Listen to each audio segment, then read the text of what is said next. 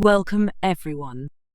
In this video, we'll explore the fascinating world of insurance, how it works, why it matters, and how it keeps economies moving. In today's agenda, we'll cover what insurance actually is, understanding risk, key insurance terms, risk management methods, law of large numbers, insurable risk characteristics, types of insurers, reinsurance, distribution channels, an insurance contract. Let's start with the basics. Insurance is simply a promise, a financial agreement that replaces uncertainty with stability. When people or businesses face the possibility of loss, like an accident, a fire, or a natural disaster, they transfer that financial risk to an insurer. They pay a premium, a relatively small amount, in exchange for a much larger safety net if something unexpected happens. This concept allows individuals and organizations to keep operating with confidence, even in uncertain times. But insurance is much more than paying claims. It's about pooling risk. Many people contribute small premiums into a common fund, and that pool is used to help the few who actually experience losses. It's a collective safety system that turns unpredictable events into predictable financial outcomes. Think about how society would look without it. Businesses would collapse after a fire, families would lose homes after storms, ships couldn't sail, and hospitals couldn't function without coverage. Insurance is the quiet backbone that allows all of that to exist. 2. Understanding risk. Every insurance conversation begins with one core concept: risk. Risk simply means uncertainty about the future. It's the possibility that something might not go as planned. In insurance, we use risk in two ways. It's both the chance of loss and the thing being insured. When underwriters talk about declining a risk, they might mean the property, the car, the cargo, or the person they've chosen not to insure. But they also mean that the probability of loss is too high. The role of the insurer is to identify, measure, and manage those risks before they become real losses. We can't eliminate uncertainty, but we can understand it, quantify it, and plan for it. So insurance transforms uncertainty into certainty. We know that losses will happen, but through data and probability, we can predict how many, how big, and how often. 3 key insurance terms. Now let's break down a few key words that form the foundation of every insurance discussion. Loss. This is the actual reduction in value or damage. It could be a burnt building, stolen goods, or an injury claim. Exposure. The item, person, or activity that's at risk of loss. A car, a home, a factory, a liability, all are exposures. Hazard. Anything that increases the likelihood or severity of a loss. Faulty wiring, poor security, or careless handling of materials. These are hazards. Peril. The specific event that causes the loss, like a fire, flood, or theft.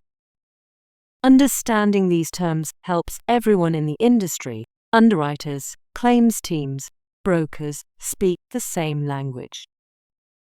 When you see an insurance policy, it's really built around those 4 building blocks: exposure, hazard, peril, and loss.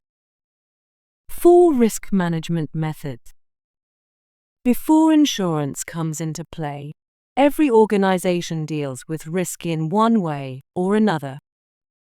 There are 5 classic methods for handling risk: avoidance, retention, segregation and duplication, reduction, and transfer. Avoidance means eliminating the activity altogether, like a company deciding not to make a certain dangerous product. Retention means accepting the risk and paying for it yourself, maybe through deductibles or self-insurance. Separation means spreading assets or operations so that a single event doesn't stop everything. For example, storing inventory in multiple warehouses. Reduction means lowering the likelihood or impact of loss, installing alarms, training staff, improving safety. And finally, transfer, which is where insurance comes in. You shift the financial consequences to another party in exchange for a premium. Every business uses a mix of these methods. The art of risk management is finding the right balance. 5 Law of large numbers. Insurance works because of mathematics, specifically the law of large numbers. This law says that the more similar risks you combine, the more predictable your results become. If an insurer covers just 10 houses, one fire could destroy their finances, but if they insure 10,0 similar homes, the losses average out. They become stable and predictable. This predictability allows insurers to set fair premiums, maintain financial strength, and pay claims reliably. It's one of the most beautiful examples of statistics in action. Uncertainty at the individual level becomes predictability at the group level. That's why insurers love big portfolios. It's not greed. It's stability through scale. 6 Insurable risk characteristics. Not every risk can be insured. For a risk to be insurable, it needs to meet certain conditions. The loss must be clear and measurable. It must be accidental and unexpected. It should be financially significant, something worth protecting. There must be enough similar exposures to make it predictable. The chance of loss should be calculable from data. The loss shouldn't impact everyone at once, otherwise insurers couldn't pay. And of course, the premium must be affordable. If any of those factors fail, for example, if the loss is intentional or impossible to quantify, it's not insurable. That's why private insurers avoid covering war, nuclear events, or hyperinflation. They simply don't meet the criteria. 7 types of insurers. Let's look at who actually provides insurance. There are several types of insurers. Stock companies, owned by shareholders and driven by profit. Mutual companies, owned by policyholders who share profits. Reciprocal exchanges, where members insure each other through a common attorney in fact. Fraternal organizations, which serve specific communities or groups. Government insurers, which handle risks that private companies can't easily take, like flood or terrorism. And of course, Lloyd's of London, which is a marketplace of syndicates and underwriters handling specialized or high-value risks. Each structure plays a unique role in the global risk ecosystem, balancing innovation, access, and solvency. 8. Reinsurance. Even insurance companies need insurance, and that's where reinsurance comes in. Reinsurance is how insurers protect themselves from large or unexpected losses.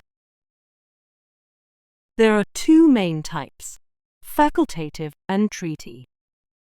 Facultative reinsurance covers one specific risk, like an oil refinery or major stadium. Treaty reinsurance covers an entire portfolio automatically, like all property policies in a region. And there are 2 main structures. proportional quota share where the insurer and reinsurer share premiums and losses by percentage, and excess of loss, where the reinsurer only pays above a certain threshold. Reinsurance spreads risk across the world. It's what keeps the entire insurance system stable when disasters strike. 9 distribution channels. Insurance doesn't reach customers by accident. It's distributed through several different channels.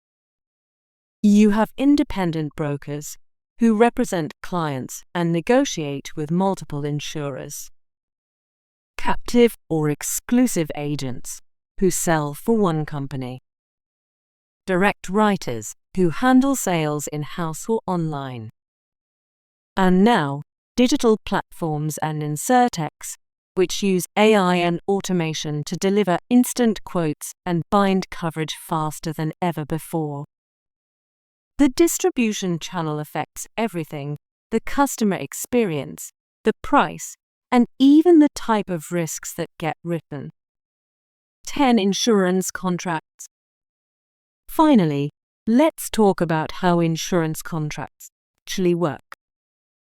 Every insurance policy is a legal agreement, but it has some special characteristics. It's a contract of adhesion, written entirely by the insurer and accepted by the insured. It's unilateral. Only the insurer makes an enforceable promise. It's aleatory, meaning the exchange of value is unequal. A small premium could lead to a large payout. And it's conditional. Payment happens only if certain conditions are met, like paying your premium and reporting claims correctly.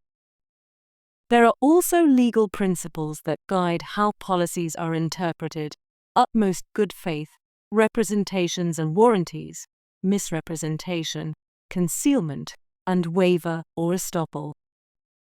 Understanding these principles helps both underwriters and clients know what to expect when claims occur. It's the framework of trust that holds the entire industry together. So that's the foundation of general insurance, from how it works and who provides it, to how risks are measured, managed, and shared. Insurance doesn't just protect individuals or companies, it protects economies. It allows entrepreneurs to take risks, lenders to finance homes, and ships to cross oceans. Without insurance, the modern world simply couldn't function. If you found this valuable, make sure to follow for more sessions where we'll dive deeper into property, casualty, and specialty insurance, and explore how exposure, data, and technology are reshaping the industry today. Thanks for watching. Like and subscribe.